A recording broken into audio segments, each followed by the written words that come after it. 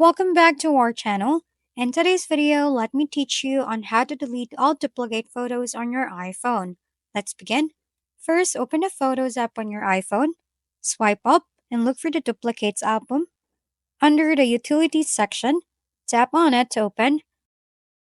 Once you're in the Duplicates album, tap the Select button at the top. Here, you can either select individual duplicated photos you wish to remove or choose Select All to remove all duplicates. After selecting the photos, tap the Merge option below. A confirmation message will pop up to merge items to confirm. When you merge duplicate photos, your iPhone combines the highest image quality and relevant data, keeping only one photo in your library. The other duplicate photo will be moved to your recently deleted album. From there, you can choose to permanently delete these duplicate photos if you wish to. And that's how easy you can delete all duplicate photos on your iPhone. Enjoy a cleaner photo library. And that's it for today's video. This has been your go-to channel for gaming content, Gaming Family.